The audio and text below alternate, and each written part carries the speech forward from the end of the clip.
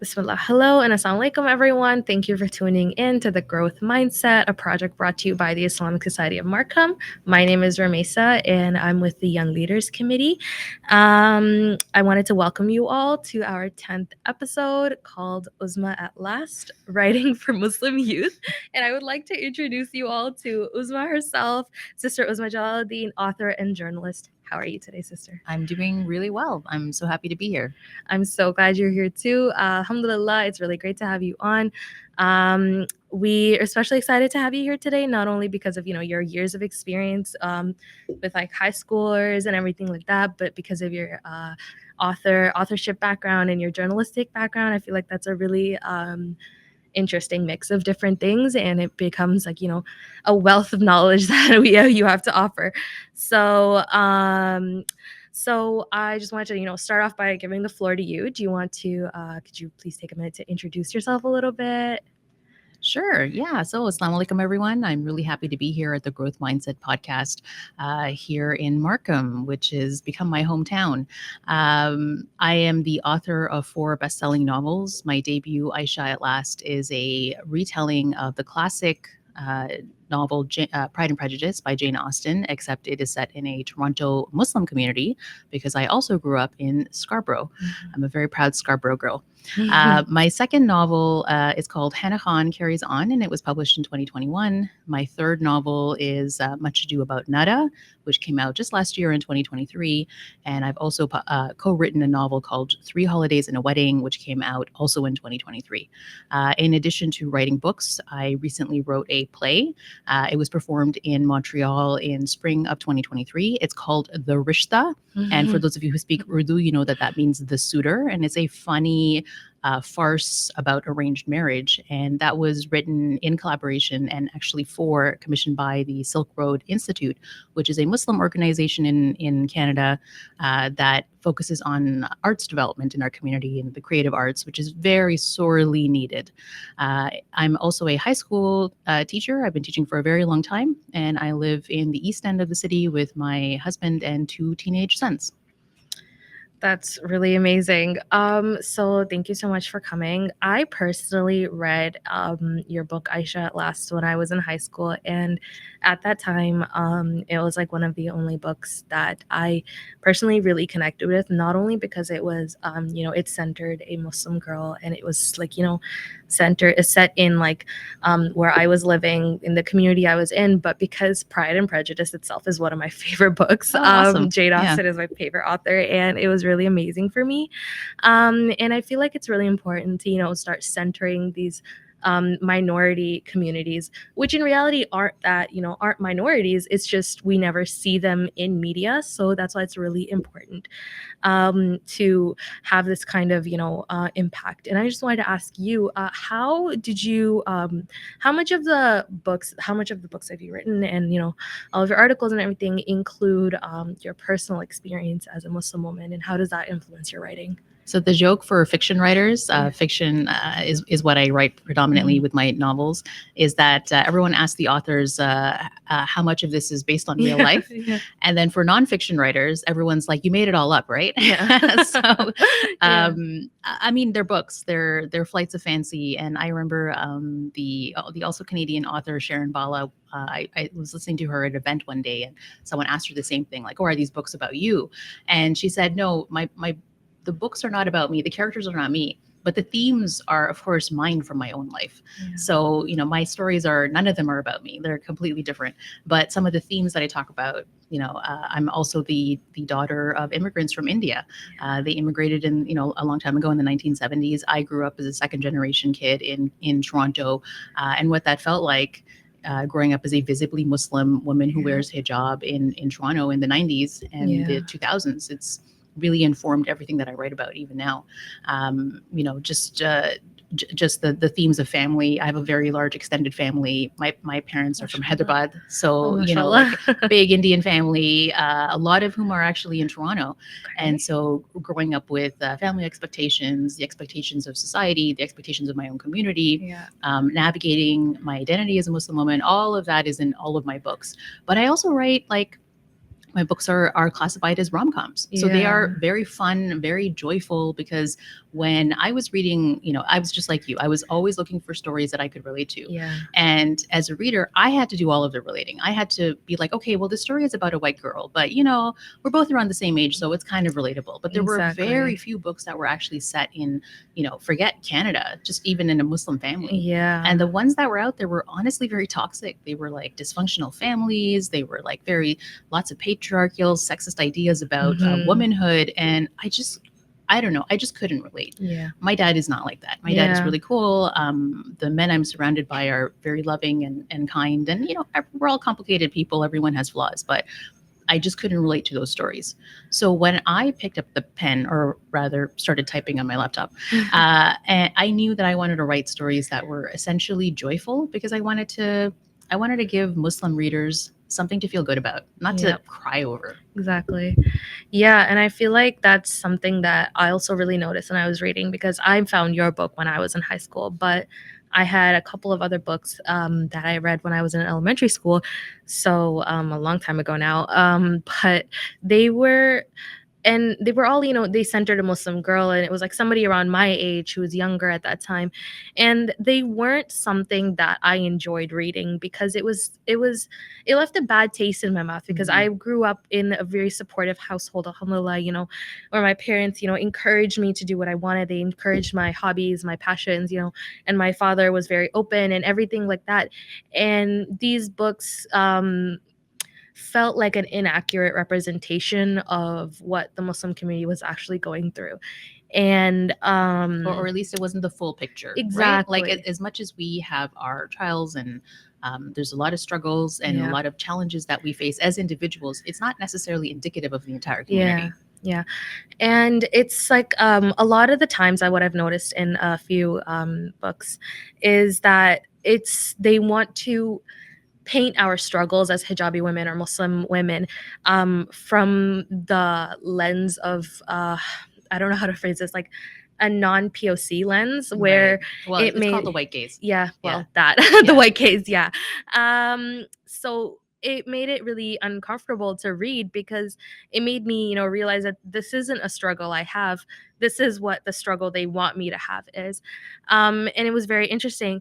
And so it made, what your book did was it balanced cultural authenticity and the religion and my identity as a Canadian, because I've lived here for so long. I identify with Canada. Right. It balanced that so well. And it resonated with a broader theme of like struggle and also like acceptance. Mhm. So I just wanted to like ask, how do you find that balance? How do you find that, sweet spot? Well, first of all, thank you for that. I'm so glad that you are my target audience, a fellow Muslim woman. Yeah. You're a young Muslim woman and living in Toronto. So I'm thrilled that my books have resonated with you. And I think what you talked about in the earlier part of your question, what I referred to as the white gaze, Yes. is something that a lot of so-called marginalized communities face, Yeah. which is the pressure to acknowledge two things at the same time. Number one, the need for very authentic stories that originate in these so-called minority communities. Yeah. In our case, we're talking about specifically South Asian, because all of my characters are South Asian. It's my Yes. identity, and as well as Muslim observant Muslims living in Canada, and that's a very particular niche group, I would say, in Yes. Canada. So the urge to describe this community authentically, while also being aware of commercial restraints, Mhm. because who is the audience? To be Mhm. honest, the book buying public is very white, Yes. which I think is something that the Muslim community really needs to work on. If we want Yep. art and storytelling to emerge from our communities, we have to have an audience willing to pay money for it. Yes. And that is, I think, something that as we continue to grow in our community, will be something that we'll have to work on and grow, and not be. Anyways, we'll talk about Yeah. this later on. But I think the lack of storytelling coming out of our community means that there's been a vacuum that has been opened up and allowed other people from outside the community, specifically people who maybe don't identify as Muslim anymore, Yeah. specifically people who, when I was younger, it was a lot of authors who weren't even from that community telling Okay. stories about the community. So Okay. it was this weird idea that, like, oh no, well, if you are a Muslim, you can't tell stories about being a Muslim because you're too close. We need someone from outside the community. We need oftentimes a white author, because publishing Yeah. is such a white space, to come and tell stories about the Muslim community. Mhm. And of course, those stories are going to ring inauthentic because they don't Yeah. come from within. And one of the things that has happened to me as a writer is a lot of people, men and women, like I get a lot of Muslim men who are like, I have never read a book told from the perspective of an observant Muslim man. Like, Yeah. and it's one of those situations where I always tell this story. I remember the very first, might be before your time. There was a TV show on CBC called Little Mosque on the Prairie. Have you heard I've of it? heard of it. Yes. Yeah, it's a fantastic show, but it came out a long time ago. It was in Yeah. 2007, and I'm sure some of your listeners will have remembered this. But I had this kind of almost out of body experience. It was a book. Sorry, not a book. It's a show Yeah. that premiered on CBC, and it was one of their Yes. highest rated shows when it came out. And it was just a comedy, sitcom comedy about Muslims living in basically, in Saskatchewan. Yeah, Yeah, in I think Saskatchewan. so. It, Yeah. it was created by Zerka Nawaz, who, you know, and it ran for like 5 or 6 seasons. It was a very, very successful show by that time. And Yeah. by the way, there were 22 episodes per Yeah, season, no. so it was a different time. It's great. And I remember sitting on the couch with my very young son. I had a toddler at the time, and my husband. And my husband turned to me, and we were watching this hijabi crack jokes, and this like man Yeah. who plays the imam in this community just make these kind of corny jokes, but really great jokes. Yeah. And he turned to me, my husband, and said, "Can you believe this is happening?" And we were just shocked because it was the first time that we actually saw ourselves represented, Yeah. not as like a villain, not as someone who needed to be saved, but rather just people who were living their life and like making good and bad jokes and Yeah. going through like everyday struggles. That's the magic. That's what we need. Yes. So I know I'm rambling, No, but this is great. Yeah. the key thing is we have to acknowledge that we need these stories, but we also have to support them and Yes. support them in very commercial ways. So Yes. that's what I would love to see from the Muslim community. Yes. And I think that's really important as well. And I was just gonna ask you later on, but this is honestly great point. How can the publishing world, because you mentioned it is pretty white dominant, and so how can the publishing world improve to better support diverse voices, and what can we do not only as consumers but as future authors, as future screenwriters, whatever, and especially these Muslim voices, what can we do to improve? We meaning the community? We meaning the community. Yes. Great question. So there's two parts to this equation. First of all, it's the encouragement of the arts. And I think across the board, when I was growing up, I told my parents, this is like in the late 90s, early 2000s, I told my parents I wanted to be a writer. And my dad is like a biochemist. My mom is a teacher. My dad was like, that's great, honey. Totally support you. You should do that as a hobby, and you should get a day job. Yeah. Oh my goodness. And I think this is a very relatable sentiment to most parents. Yes. Because most parents are like, it is so hard to make a career in the arts. And by the way, it is. As someone who is Yeah. doing that right now, it is very difficult to make a career in the arts. At the same time, it is incredibly important. It's almost like an amana. This is how I see it, for us to contribute to the arts in some very meaningful way, in a mainstream way. We can't just make art for our community. We have to make art for the wider community that we are a part of as being citizens of this country. The reason why is because we can see the direct result of not being part of pop culture and mainstream conversations in the way that the Muslim community is treated right now. Yes. I think there is a direct correlation between increased violence towards our community, the targeting of Muslims specifically in all sorts of venues, whether it is harassment that visibly Muslim women who wear hijab or niqab face, all the way to not being able to establish ourselves in certain industries. Being, not as economically successful as we could be considering our numbers. Yeah. I think all of this, or a lot of this, has to do with the fact that we are not part of a more mainstream, wider conversation about what it means to be a Muslim.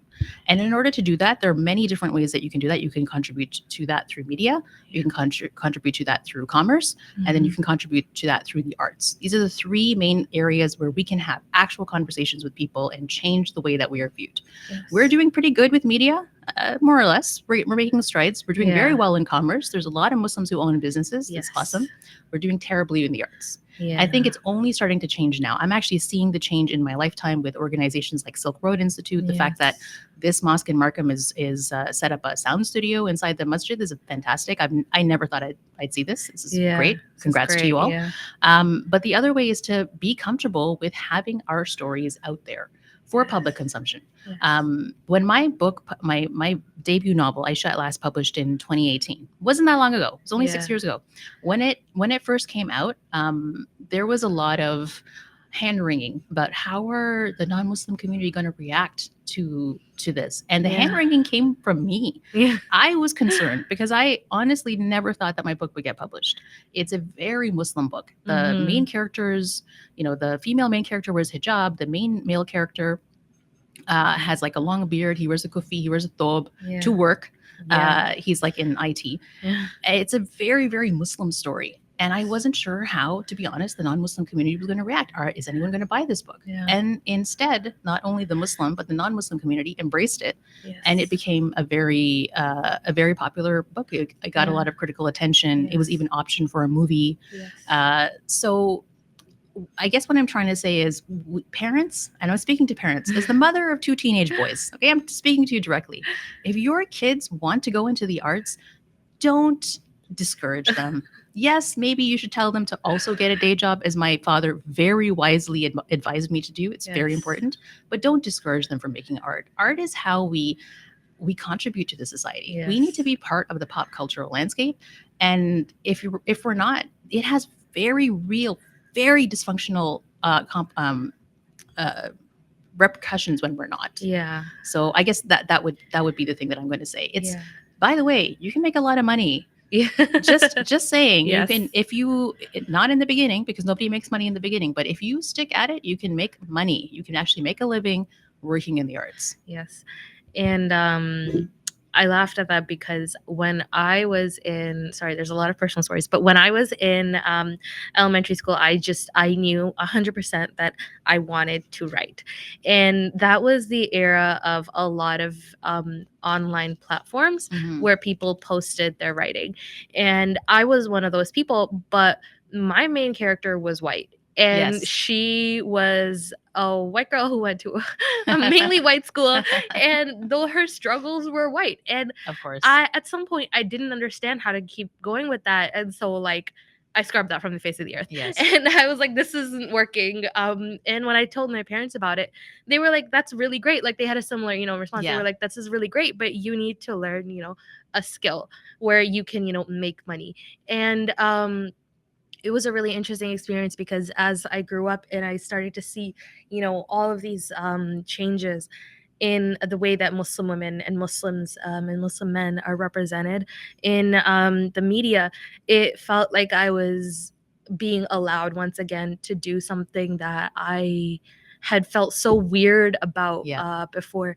And something that's really important, something that you mentioned, is the representation of Muslim men in media. And it's their representation is even less than Muslim women. And it's so interesting because now, with everything that's happening in the global climate, there's been a change, a shift in the way that Muslim men are being viewed. And I think that's so amazing because there's this misconception that Muslim culture and South Asian culture is very patriarchal, and to an extent it is, but that climate is changing, and I feel like it's really important and really healing for a lot of people to see that they're allowed to be humans, and they're allowed to be so real. And I think your book does that really well. Thank you so much. What you just said about when you were younger writing stories that featured white characters really reminded me of this very famous TED talk that I'm also a high school teacher, so I used to show this to my classes all the time. It was with the famous Nigerian writer Chimamanda Ngozi Adichie, you should all listen to this. It's called "The Dangers of a Single Story." I don't know if any Okay. of your teachers ever played that for No, you. It's no. fantastic. You should Yeah. definitely see it. And so she, as a Nigerian writer, someone who grew up and lived in Nigeria, she talked about all of the books that she read in English were Mhm. British books. And so the stories that she wrote were about, winters and rainy Yeah. days and drinking tea. And she lived in Nigeria. Yeah, no. And she was like this because the danger of the single story is that Yeah. you basically flatten people's experiences to all be extremely European in their Yes. outlook, Yes. instead of embracing the fact that like my stories are they feature scenes in the mosque. Yes. They describe what a janaza is, Yes. because people die, and what are Yes. our funeral practices. They talk about what a nikah is. This is a very South Asian. It's not a Muslim experience, but the South Asian experience of getting a rishta. Which, Yes. to be honest, after my book came out, I had Arab readers. I was attending a book club which was composed of Arab readers who were like, Yeah. okay, they're all Muslim too, but they're like, what's a rishta? We don't get it. We don't do this. And I was like, wow, Yeah. this is a very Indian, South Asian kind of practice. Yeah. What a rishta is. And I had to explain that to them, which they thought very interesting. And so, what you were saying about the portrayal of Muslim men, Muslim men. And when I think about the men in my lives, my husband, my sons, my brother, my father, my Yes. uncles, uh, they are nothing like the Muslim man that's portrayed on the screen. I mean, Yes. that man is patriarchal, controlling, quite frankly, abusive and toxic, often Yeah. violent, very Yeah. extremist, easily led astray. Like, I don't Yes. know any guy like that. And any man, if I did know a man like that, I would definitely avoid him. Yeah. And so what Chimamanda Ngozi Adichie was saying with her TED talk about the dangers of a single story is that for so long the Muslim story has been extremely one-dimensional. Yes. And that's because other people have been telling our story, because we're not telling our story. Again, parents, please let your children read books, all kinds of books. Let them write Yes. whatever they want. Yes. We need their storytelling. We Yeah. desperately need it. The good stuff, the bad stuff, the critical stuff. And as for, South Asian culture being very patriarchal, Muslim culture being very patriarchal, I would argue that the world is very patriarchal.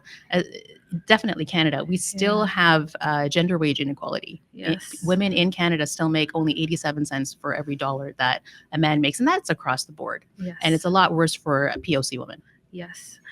And it's so interesting because I feel like a lot of the times, because we don't discuss this, we don't like the future generations, they don't understand how to process these things, which they realize is a reality around them, but they don't understand, how to come to terms with it, because, it's become such a thing that, not only we're not allowed to talk about, but there's not enough out there to talk about. Mm-hmm. And that's really interesting. So I want to ask you a question that I want to go back to something we mentioned earlier. Sure. Yeah. Let's get more About specific. writing. Yeah, about writing. So what factors should someone that wants to pursue a career in writing keep in mind? Say, even as early as high school or later on once they're in university, Yeah. something like that. What kind of degree should they pursue? What avenues should they, check out? Sure. Yeah. Great question. I think for all young writers, the advice that was given to me, and I think the advice that I would pass on is it's incredibly important to read. Yes. If you cannot be a writer if you don't read, and Yes. I would suggest that you read widely. For myself, I always have like a book I'm listening to on audio, another book I'm reading on my Kindle, another book I'm reading on my phone, and then sometimes a paperback on top of that. Like Yeah. I'm always immersed in publishing spaces, and I read across a wide variety of genres. I read a lot of, for instance, historical, nonfiction, mystery, romance, sometimes fantasy, like across genres, just whatever I'm in the mood for. And by doing that, you're exposing yourself to multiple different voices, different types of storytelling, and in addition to that, I think this is something that a lot of people struggle with. It's being comfortable with being bad at something. Uh, the important, and this is a famous quote. I always read this over by the famous podcaster Ira Glass, who hosts This American Life. It's a fantastic podcast. You should all check it out. And I'm not going to paraphrase it because his quote is like it's 3 paragraphs long. But essentially, he talks about the idea of when you first start out, wanting to be good at something, whatever that skill is. In this Yes. case, we're talking about writing and creating. Uh, Oftentimes, all you have is good taste. And it's taste that you've built up by reading and writing a lot, but you don't have any skill. So Yeah. I remember when I first started out writing, maybe 20 years ago, in high school, in undergrad, I wasn't very good. Yeah. I had sparks of potential, Yeah. but it was honestly not very good. Yeah. And I would give my short stories to my husband, and he'd be like, "That's great," because he loves me. Yeah, exactly. And he even said that it wasn't until I'd been writing for a long time, practicing my skill, learning about the craft, just honestly growing up, like Yeah. going through experiences. When I'm 15 years old, how I haven't really lived, not really, No. but it's so different from decades later, Yeah. when I've experienced so much of life, and having something to say, and really just putting the work and the time and effort Yeah. into it. And I know this is not what a lot of young people want to hear. I know if I was 20 and someone told me, "Don't worry, sweetie, in 15 years you'll be great," I would be like, "What?" Yeah. But unfortunately, it's true. Yeah. Writing is There are no child prodigies who are writers. You have child Yeah. prodigies who are like math geniuses and fantastic at violin and piano, but writing, you have to grow with your writing. Yes. So read a lot, take feedback, don't take it Mhm. personally, Yeah. and read good and bad examples of writing, and then just work at your skill, work at Yes. your craft. Take classes if you need to. I Yeah. certainly took writing classes. I have fantastic.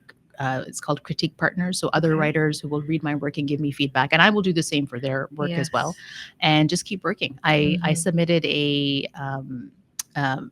my latest project is that I'm writing a murder mystery Okay. that Yes. is set in the East End of Toronto, Yes. and I just submitted my latest edits to my editor. Okay. And so even a book, when it goes through the process of publishing, my editors are with HarperCollins, so it'll be coming Yes. out in June, inshallah, June 2025, with HarperCollins Canada It's and amazing. HarperCollins in the United States. And even I'm a professional writer at this point, my editors still give me feedback, and I still Yeah. have to rewrite my book several times before it's even close to getting to the publishing stage. Yeah. And you just have to be okay with that amount of work. Okay.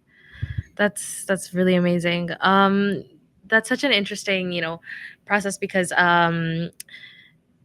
learning how to accept criticism and not only not take it personally, but I was in the same boat where like I would write a short story, I would write something and I would show it to my dad and he would be like, "This is great, I want to publish this," and I'm like, Ah, "You're sweet. just saying that because you love me." Yeah, yeah. And it's like, learning how to accept that you need to improve is something that's really, really important. But you know And what? That also is really important. Having a yeah. cheerleader in your corner. I, Yeah. I'll never forget when I finished the. I've been working on my very first novel, Ayesha, at last, for 8 years, Yeah. and towards the end of my like my latest draft, I sent it to at the time an acquaintance, and she later became a friend. And this is another Muslim writer Yeah. who has roots in Toronto and now lives in the States. She writes fantastic crime thrillers. Her name is Uzma Jalaluddin. Okay. And her latest series is called Black Waterfalls. It's a fantastic Wow. book. You should Okay. definitely all check it out. Definitely. Anyways, this was back in 2016, 2017. I remember we were friendly, and I said, "Would you mind reading my book and giving me some feedback?" Yeah. And I honestly think one of the reasons why I'm published is because of the feedback that I got from her. Okay. She was very kind, very supportive. She told me that this book is necessary and needed in our community, Yeah. and that it had the potential to be published. And that was the final push I needed to really try to get the book published. And it's been published in many different countries around the world.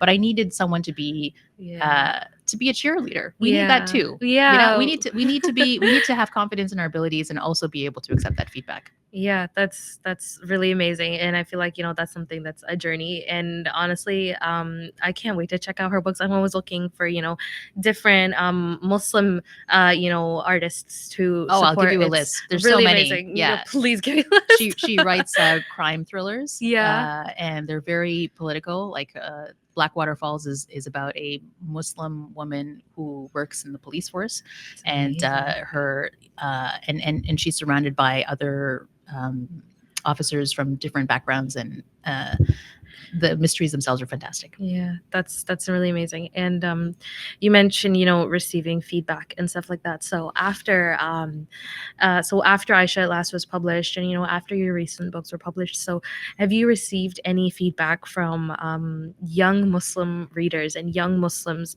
and how has your work impacted that? Has How has your work been impacted by the feedback you received from young Muslims? It's not impacted by feedback from young Okay. Muslims. No, not at all. Okay. In the sense that my job as a writer is to write the story Okay. that I think is really interesting, and that writing books is a very solitary act. I'm Okay. mostly just sitting in my office, staring off into space and typing for months, and nobody reads the work at first, except for myself. So I pursue the ideas, the stories, the characters that interest me, because I'm the author of this work. Yeah. The world I'm building is my own. The characters I'm building are my own. The themes that I want to explore are a product of my own life and my own experiences. And then the book goes through a process of editorial, which I briefly spoke about, Yes. and then it's launched into the world, and hopefully people will buy it, or they'll borrow it from the library, or they'll borrow it from their friends. And you're right, I do get a lot of feedback. I get feedback from readers of all types, and Yeah. also from all over the world. I get readers from the Middle East, from Africa, from Asia, from North America, of course, and they're from Muslims and non-Muslims, young people, old people. And most of the time, I'm really grateful. Most of the time, they're very complimentary. They say that the books really meant something to them. Sometimes they're like, "Well, you got this part wrong, or you made a mistake here," and I'm like, "Yes, I know. Editorial. Sometimes things get lost in translation." But I don't mean to be dismissive of young readers. It's just that the book exists. I can't go back and fix it. Yeah. But I think a lot of young people, young Muslims in particular, are happy that the kind of books that I write exist in the world, because they're light and they're joyful. And even though they talk about really serious issues, they're still portray the wider Muslim community in a very compassionate lens, because I'm talking about it from the inside. I'm not looking at it from the outside. I am a member of this community. A very, I understand the flaws and also the enormous strengths that we have. And that really comes across. So I think sometimes I might inspire some people to write, old and young, because you can start writing if you're older too. Okay, Yes. please, if you want to write, that's a great dream to have. There's no age limit. There's on no writing. age You can limit. start Yeah, whenever you want. but I know when I get emails specifically from younger Muslims, I think about the young Muslim that I used to be, and how much reading a book like Aisha at Last, or honestly any of the books written by very talented Muslim writers who are working now, how much that would have meant to me as a young person, because I know what it's like to live in a world where that doesn't exist, and I'm so glad that publishing is opening up its doors to more diverse writers and points of view now. Yes. And I think that's, definitely really important. And as you mentioned, there's a lot of different genres and different things that currently exist. And you mentioned that your book would classify more as a rom-com, right? Yep. I personally would more call it like slice of life, but that's a more recent label. But I really love that, it shows the little simplicities of what life is, and it doesn't force itself to take on something that's so heavy that it completely overshadows like that day-to-day of being a Muslim, and the day-to-day of just existing in the space. So how so are there any specific topics and fields and genres that you feel still need to be touched on by Muslim artists and like young fiction? Even like I know there's not a lot in like the fantasy space and etc. Actually, there's a lot of Muslims writing in the fantasy space. Okay. Sabah Tahir is coming out with her Yeah. latest book, Air, which is the latest in her. She started off this fantastic run, An Ember in the Ashes, I think was her first Yes, first I've book. read that. Yeah. She is a New York Times bestselling author. Yeah. She's fantastically popular. Tahira Mafi is another person. She wrote the Shatter Me series. Yes. And there's a lot of other authors writing in the fantasy space. Okay. In fact, there are authors writing in every single genre. Yes. I think one of the wonderful things about the emerging and growing field of Muslims in the publishing space is that we have so many stories to tell. We have so Yes. many stories that can fit into various genres and explore different themes. And I know we're going to wrap this up soon, Yes. so I just want to leave the community and the listenership that you have with one thought, which is I would strongly urge. Okay, I don't know exactly how to say this. Growing up in the Muslim community, Yeah. I also felt impacted by the negative storylines, and portrayals of Muslims in our community. Every time I saw a story about Muslims in the newspaper, for instance, or in a magazine piece or in a book, I would inwardly cringe because I wasn't sure if it was going to be another thing that's going to piss me off. Yeah. That's going to make me really angry, just Yeah. full of rage. Like, Just no, another this fuel. is wrong. Like Yeah. we're not Muslimists or whatever your term you're No. using. Islamists. We're not Yeah. Mohammedans. We're Yeah, not, like it's all of these Oriental terms. yeah. Getting basic facts wrong. Yes. And what that has done, and again, this is a result of not having enough representation and enough artists coming out of a community. What Yes. that has done is made us as a community extremely thin-skinned. We are very defensive. Yes. We want the type of Muslim representation that we have never gotten, and we are very good at launching an angry horde and destroying young Muslim careers because it's like, whoa, that person did not behave in an Islamic manner, and therefore you need to be canceled. Yes. That person is not behaving the way that I would, and therefore you need to be canceled. Yes. And it's a result of a knee-jerk response to honestly being portrayed in very negative light for decades. Yes. I would counsel the Muslim community, and speaking as someone who actually all of my characters are very observant, they kind of fit the quote unquote mold of what a observant Muslim is. But I would counsel and encourage the wider Muslim community to be open to all stories. We need all types of stories. We need stories of the good Muslims, so-called good Muslims, so-called bad Muslims, Muslims behaving badly, Muslims redeeming themselves or not redeeming themselves, and just really exploring complicated issues because we are human beings. We will make mistakes, and we need to be able to explore those mistakes and talk about those mistakes and challenges in art. This is how we can kind of work through it. Because I've seen a lot of young debut authors get trashed online on Goodreads or whatever because, oh, well, you're a Muslim character, this one thing, they behave badly. And it's like, but everyone has probably made a mistake. Who are you to judge? Yeah. And instead of encouraging that art, they make it shrivel before it actually, gets a chance to bloom. Yeah. So let's give each other some grace. Yes. Let's encourage the authors and the writers, the creative people in our community. Yes. They will literally change the way that our community is seen. But not if you strangle them at birth. Yeah.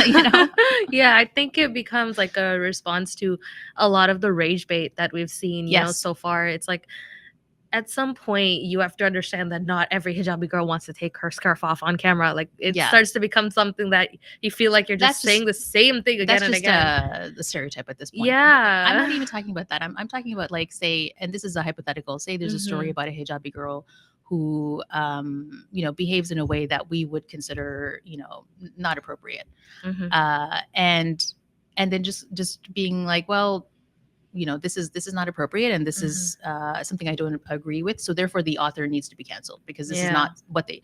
Yeah, you're probably right in your point of view, but there are a lot of Muslims who might be dealing with and trying to process through challenges that they're facing, and then just immediately condemning them is not actually helping the conversation. It's actually stifling creativity. Yeah, and I feel like creativity is so essential. Like you mentioned, it's we need to start nurturing the arts. That's really important. Yeah. And so, as we wrap up, I just want to say thank you so much for joining us. It was really, personally, it was really, informative. It was really, important. And thank you so much for taking the time. Oh, it was a pleasure. Yeah. If anyone would like to, I actually do this as a blanket statement. If any of you have any questions about writing and publishing, I know there are not a lot of Muslim authors out there, but, you can email me. I'm very busy, but I will try to make the time to answer your questions. I'm on Instagram at Uzma Jalaluddin. That's UZMAJALALUDDIN. And you can also email me. The email is on my website, which is basically www.uzmajalaluddin.com. And please encourage the creative person that you know to make art. Yes, and her your website and your Instagram and everything will both be on the screen and in the caption down below. So please be sure to check her out. Please give support to her book coming out next year. I'm so excited for that. Thank you. I personally love a good murder mystery. It's great. Thank you so much. I also wanted to have a little teaser for something that's coming up for the young leaders. We're having a program coming up in the future at our mosque, the Islamic side of Markham. It's called Young Leaders in Politics, and it's super interesting, and it's a good way to learn how to start change that a lot of people speak about. Like, we speak about, better Muslim representation, not only like in fiction and in art, but in real life as well. And that's a really good place to start with that. So for more details on that, they'll be coming soon on both our Instagram and our website. That is www.markhammasjid.com. And our Instagram is Islamic Society of Markham. Our YouTube is also Islamic Society of Markham. This episode will be posted there and on Instagram, inshallah. And please make sure to look out for our future episodes and any other content we have coming out. Thank you so much for listening, and inshallah, we'll see you in our next episode.